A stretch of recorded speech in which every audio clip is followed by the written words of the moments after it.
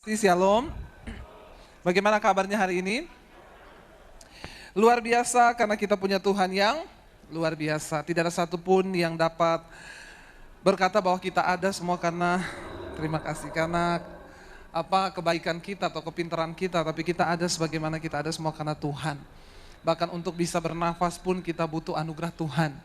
Untuk bisa menikmati semua yang bisa kita nikmati, kita butuh anugerah Tuhan. Karena banyak orang yang kaya tapi tidak diberi kuasa untuk menikmati. Tapi kepada orang yang Tuhan berkenan, maka kita diberikan karunia untuk menikmati. Bukan soal berapa kayanya kita, tetapi ketika kita hidup berdekat dengan Tuhan, berkenan kepada Tuhan, maka kita akan diberikan kuasa untuk menikmati. Tadi pagi saya menyampaikan tentang bagaimana Tuhan Yesus mengingatkan kepada kita semua dari Injil Matius pasal 24 bahwa tanda zaman itu akan terjadi di akhir zaman nanti seperti tanda Nuh. Ya, itu tadi pagi yang saya sampaikan. Tanda Nuh itu apa? Ketika semua orang makan, minum, kawin, mengawinkan, mereka menikmati dunia ini dan tidak ada satupun yang tahu. Ternyata malapetaka besar sudah ada di depan mereka. Tuhan berkata karena bumi ini sudah rusak. Dan semuanya sudah rusak, manusia hidup di dalam dosa dan mereka melakukan apa yang menyakiti hati Tuhan. Tuhan berkata kepada Nuh, maka aku akan membinasakan semua yang ada di bumi ini.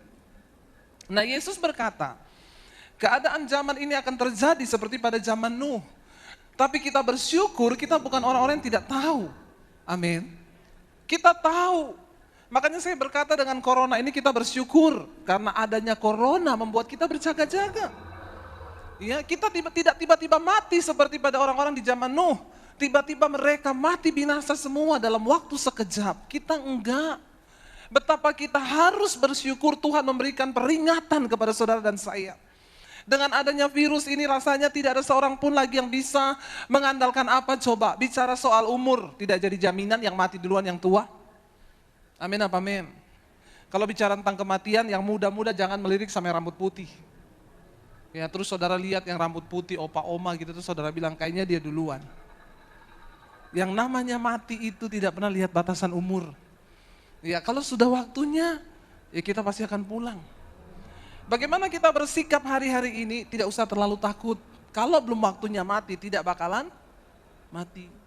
Tapi kalau sudah waktunya mati, nggak usah tunggu kena corona kan. Kepleset di kamar mandi juga bisa mati. Jadi hidup ini bukan soal mati atau tidaknya. Banyak orang itu takut mati, ya, tapi nggak takut hidup. Bagaimana kita hidup ini itu yang lebih penting daripada mati sebenarnya. Di Jakarta itu banyak, ya saya nggak usah bilang di Surabaya lah. Ya, di Jakarta saja supaya orang Surabaya tidak kepahitan sama saya. Banyak orang yang sudah mempersiapkan kematiannya dengan cara apa? Beli tanah di San Diego Hills. Saya ketemu banyak jemaat, iya Bu, kami sekeluarga sudah punya kapling loh di San Diego Hills. Jadi kita sekeluarga kan berlima Bu, sudah ada 5 lubang. Pertanyaan saya, jangan cuma siapin lubang. Apa karena matinya nanti dikuburkan di San Diego Hills terus itu menjadi jawaban engkau bisa naik ke sorga langsung? Bukan soal liang lahatnya, tapi bagaimana engkau hidup. Firman Tuhan berkata, jangan engkau bodoh. Perhatikanlah dengan seksama bagaimana kamu hidup. Jangan seperti orang bebal tetapi seperti orang arif. Perhatikan dengan seksama apa yang harus kita lakukan hari-hari ini. Perhatikan dengan seksama bagaimana kita hidup. Supaya kita tidak menjadi seperti orang bebal tetapi menjadi orang arif. Efesus pasal yang kelima. Ayat yang ke-15 firman Tuhan di sana berkata, karena itu perhatikanlah dengan seksama bagaimana kamu hidup. Janganlah seperti orang bebal, tetapi seperti orang arif. Dan ayat yang ke-16, pergunakanlah waktu yang ada, karena hari-hari ini adalah jahat. Mari kita menyikapi dengan benar apa yang terjadi hari-hari ini. Kita gak bakalan tahu, mungkin 5 menit lagi ke depan apa yang akan terjadi. Siapa yang tahu? Bagian kita persiapkan hidupmu. Persiapkannya bagaimana Bu? Ya, perhatikan dengan seksama bagaimana kamu hidup. Saudara sudah memperhatikan hidupmu? Bagaimana aku hidup? Setiap hari mulai dari bangun pagi apa yang harus aku lakukan? Aku dalam rumah tangga bersama dengan keluarga sebagai istri, sudahkah saya menjadi istri yang menjadi penolong bagi suami? Sebagai suami, sudahkah engkau menjadi suami yang membawa teladan, yang mendatangkan hadirat Tuhan, dan membawa istri dan anak-anakmu untuk datang kepada Tuhan secara pribadi? Sebagai anak, apakah engkau sudah menjadi anak yang hidup takut akan Tuhan dan berbakti kepada orang tuamu? Atau sebaliknya engkau menyakiti hati orang tuamu? Ayo kita perhatikan dengan seksama bagaimana kita hidup. Saudara tuh bersyukur, saudara sudah mengenal Tuhan. Saya ini, nama saya Debbie Basdir, berapa banyak yang sudah mengenal saya? Kalau belum kenal kebangetan loh. Sombong, bertobat. Ya, jadi saudara yang belum kenal saya, tolong saudara lihat di channel YouTube saya Debbie Basdir TV. Jangan lupa like, share, dan komen. Juga tekan tombol subscribe. Ya, saudara, saya ini dari Sulawesi, saya lahir di Poso. Papi saya haji, kakek saya ustadz. Saya bertobat tahun 95. Kalau ditanya pernah punya cita-cita jadi pendeta? Tidak pernah ada. Jauh tidak pernah terpikir, jangankan jadi hamba Tuhan. Saya menjadi Kristen aja nggak ada di benak saya. Dari kecil saya diwanti-wanti sama papi saya, jangan berteman sama orang Kristen. Apalagi jatuh cinta sama laki-laki Kristen. Kalau kamu sampai menikah sama laki-laki Kristen, lebih baik papi bunuh kamu, papi masuk penjara. Jadi saya nggak berani jatuh cinta sama laki-laki Kristen. Padahal yang ganteng-ganteng itu laki-laki Kristen. Ada amin? Tapi yang bertobat. Yang gak bertobat gak ganteng. Sama aja. Jadi saya membatasi pergaulan saya membatasi hidup saya. Saudara, apakah saya memilih Yesus? Enggak. Yesus yang pilih saya. Yesus bilang bukan kamu yang pilih aku, tapi aku yang pilih kamu. Saudara yang ada di sini hari ini, Tuhan yang pilih saudara. Bukan engkau yang pilih dia, tapi dia yang pilih engkau. Saya tidak pernah, dulu saya sebelum bertobat, saya ini pelatih senam aerobik saudara, makanya gayanya begini nih. Tapi Tuhan itu pilih dan pakai siapa saja yang dia mau pakai, dia gak pernah lihat masa lalumu. Sehancur apapun hidupmu itu gak penting bagi Tuhan, yang penting adalah masa depanmu. Jangan pernah tangisi masa lalumu, Tuhan tidak bisa mengubah masa lalumu karena itu sudah terjadi. Tapi dia sanggup mengubah masa depanmu menjadi masa depan yang penuh dengan harapan. Seburuk apapun masa lalumu, kita punya Tuhan yang hebat. Dia selalu tertarik dengan masa depan. Jangan ingat masa lalu. Makanya di sini kalau ada suami istri yang masih ingat yang dulu-dulu, sudah menikah masih ngomong sama istri, saya ingat perbuatanmu dulu. Hello, please bertobat. Tuhan bilang jangan ingat lagi yang dulu-dulu, itu sudah terjadi. Mari kita memulai melihat yang ke depan, apa yang akan terjadi ke depan. Tuhan tertarik dengan masa depanmu. Saya tuh udah hancur. Saya itu mencoba semua dosa yang iblis tawarkan. Saya sudah coba semua dosa. Dan itu hanya kenikmatan sesaat yang pasti akan membawa engkau kepada kebinasaan. Itu kata firman Tuhan.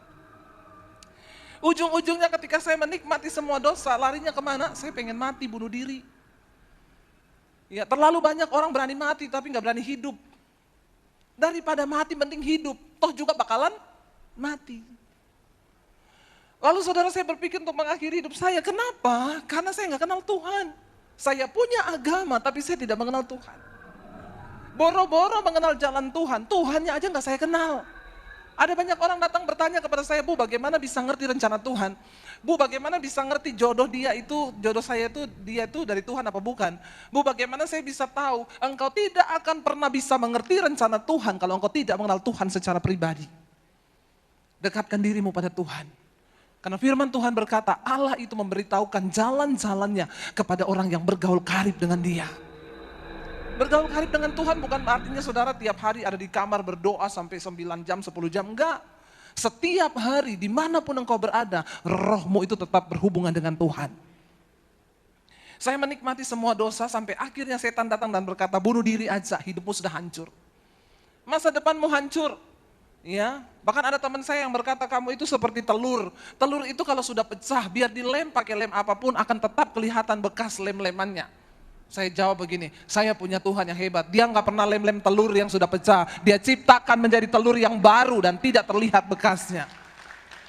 Masa lalu saya menjadi sebuah kebanggaan di mana saya melihat Tuhan mengubahkan hidup saya. Saya yang harusnya mati binasa, tapi Tuhan selamatkan saya. Saya akhirnya menerima Yesus ketika saya mau mengakhiri hidup saya. Saya marah Tuhan, saya tidak mengenal rencananya. Saya bilang, kenapa Tuhan engkau ciptakan saya? Kurang kerjaan kau Tuhan. Engkau ciptakan saya di dunia cuma untuk menderita. Lalu saya bunuh diri, kalau saya bunuh diri saya pasti masuk neraka. Terus Tuhan puas. Tanpa pengenalan yang benar akan Tuhan. Orang yang tidak mengenal Tuhan tuh bisanya cuma nyalahin Tuhan.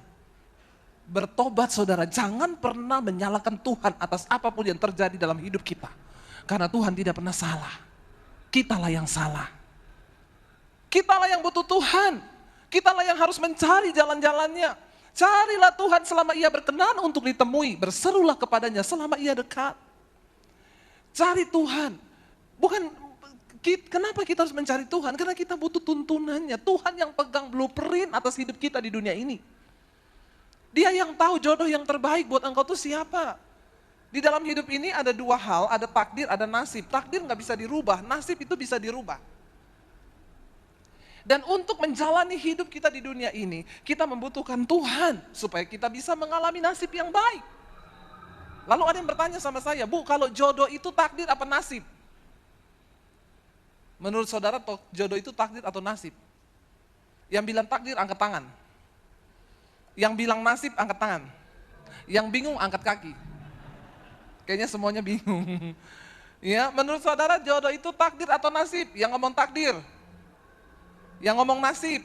Kayaknya banyak yang bingung. Ya, jodoh itu bisa takdir, bisa.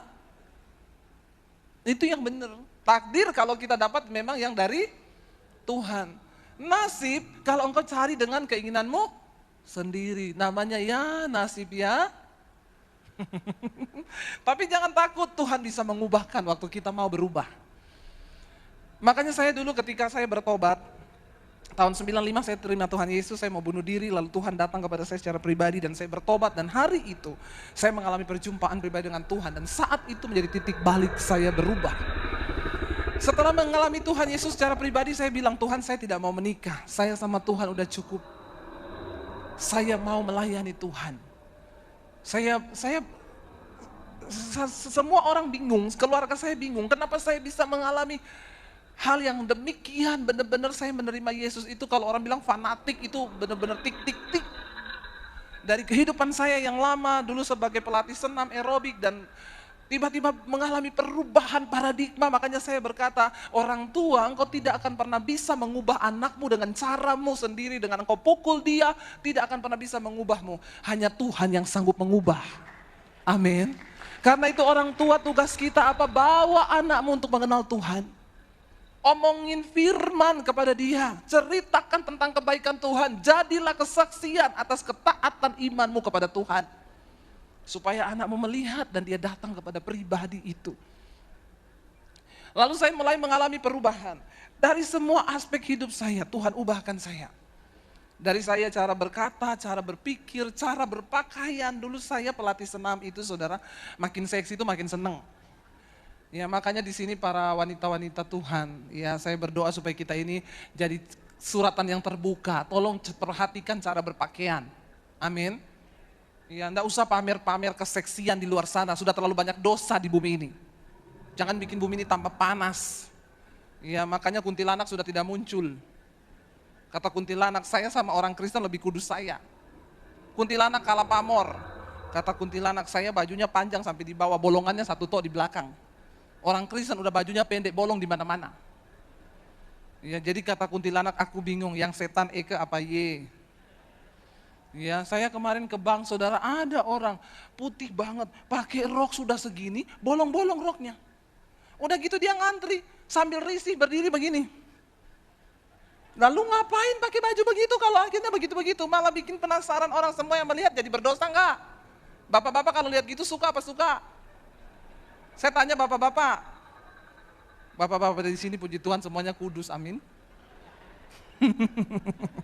Insya Allah. Ya, tolong ya ibu-ibu perhatikan. Tuhan ubahkan saya, semuanya dari cara berpikir, cara berpakaian Tuhan ubahkan. Lalu akhirnya saya mulai berdoa, Tuhan bawa aku untuk menggenapi rencanamu. Saya tidak mau menikah, saya bilang, saya sama Tuhan sudah cukup. Saya hanya mau melayani Tuhan. Tapi Tuhan bilang, jangan, kamu terlalu cantik untuk tidak menikah. Masalah buat lo, keberatan. Ya, lalu akhirnya saya mulai berdoa, Tuhan, Oke, saya percaya saya pasti punya jodoh yang terbaik dari Tuhan. Buat anak-anak muda di sini, ya, biar nggak usah tanya-tanya lagi. Ih, tiba-tiba jadi gede loh. Begitu ngomong jodoh anak muda nih, langsung dikencengin dari multimedia. Biar benar-benar mendengar. Biar nggak usah tanya-tanya lagi, gimana cari jodoh dari Tuhan. Supaya tidak jadi nasib, tapi jadi takdir. Karena Tuhan sudah menentukan jodoh yang terbaik. Saya bilang saya tidak mau cari-cari dengan kekuatan saya tahu yang terbaik dari Tuhan cuma satu jodoh saya. Jadi saya bilang Tuhan engkau akan mempertemukan, bagiku pernikahan adalah untuk menggenapi rencana Tuhan.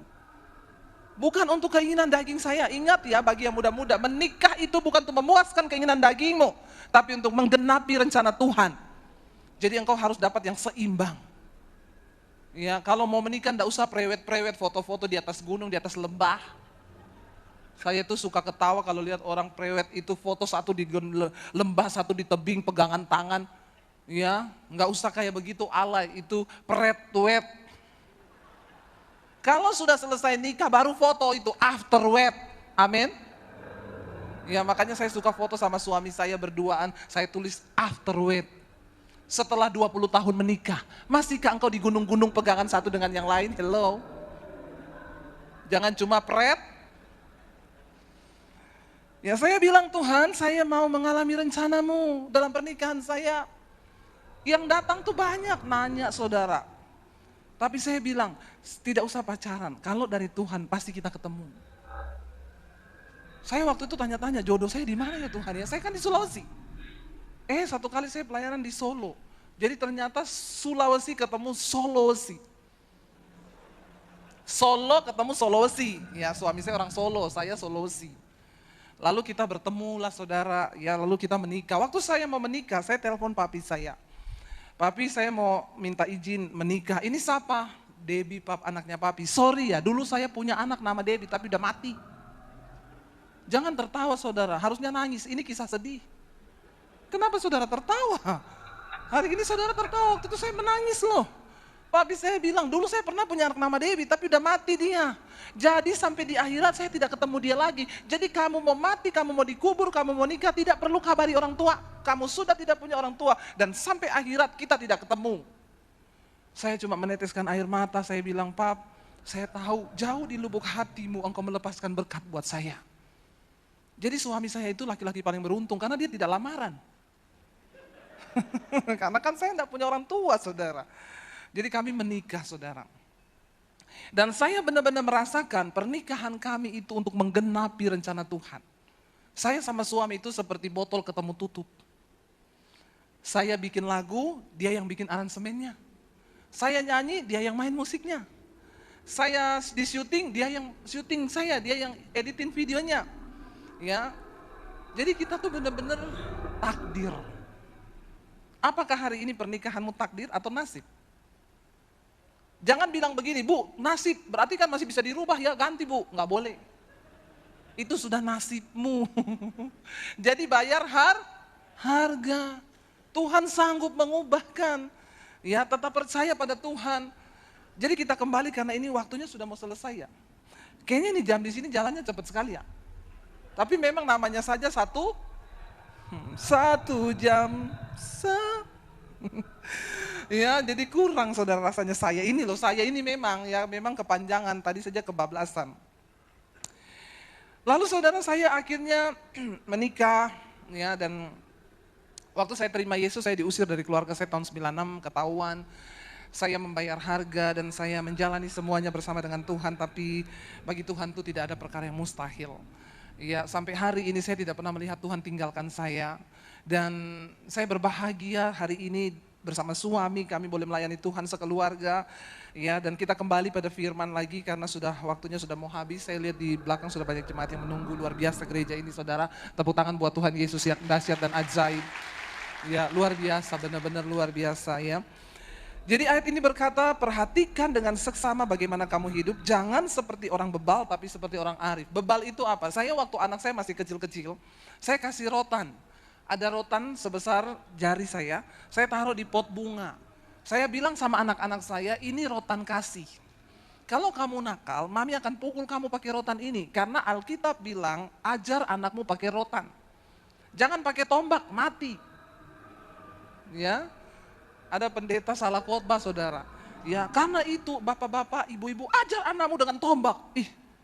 Dia pikir ini kambing atau rusa mau ditombak, mati pakai rotan. Jadi saudara, misalnya saya bilang sama anak saya, kamu mandi jam 5, kalau dia mandi jam 6, saya pukul pakai rotan. Jangan inginkan kematiannya, kata Alkitab. Anak itu dididik, tapi jangan dipukul sampai mati kau. Itu dosa saudara. Didik supaya dia tahu ajaran, karena anak-anak yang dididik oleh orang tuanya itu akan tumbuh jadi anak-anak yang bukan anak-anak gampang. Jadi saya bilang sama anak saya, kamu kan bebal kan, saya pukul dia pakai rotan. Saya bacain kitab Amsal, Alkitab bilang orang bebal itu apa? Orang yang tahu kebenaran tapi tidak melakukan. Kamu tahu yang benar itu mandi itu jam 5. Jam 4, jam 5 paling terakhir. Kalau kamu mandi jam 6, itu kamu orang bebal.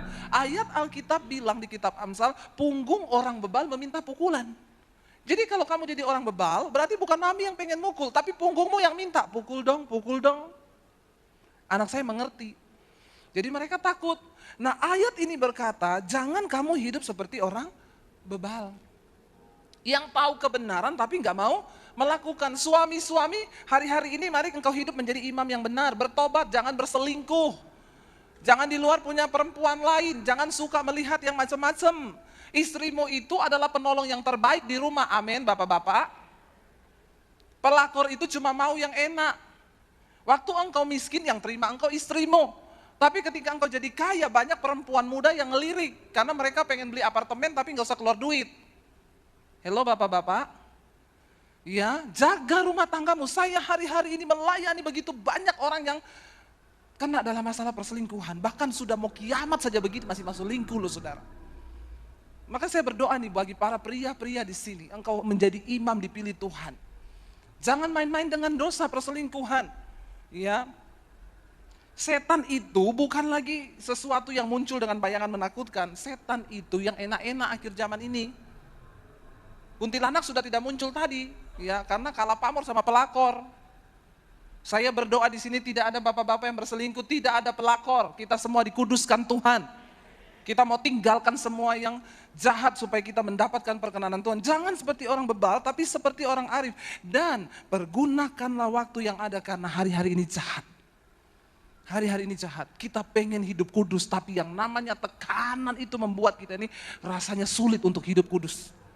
Mau bersuka cita satu hari saja, begitu keluar kamar sudah ada yang merampas damai sejahtera kita. Tapi kita harus menang. Kita harus taklukkan kedagingan kita. Dan supaya kita menang di hari-hari yang terakhir ini, saya berdoa jemaat di GSJS semuanya memperoleh mahkota kemuliaan yang dijanjikan Tuhan. Mari kita bangkit berdiri bersama. Terima kasih Bapak. Kami mau Tuhan memberikan hidup kami, menyerahkan roh jiwa dan tubuh kami ke dalam tangan-Mu Tuhan. Agar kami senantiasa dibaharui oleh Tuhan. Hamba berdoa untuk setiap umat-Mu, anak-anak-Mu, mereka yang mencintai Engkau Bapa. Tidak ada kekuatan lain dalam hidup kami selain di dalam nama-Mu Tuhan. Karena itu Tuhan kami mengucap syukur buat hari ini. Menyerahkan hidup kami ke dalam tangan Tuhan. Pimpin kami, pimpin langkah kami.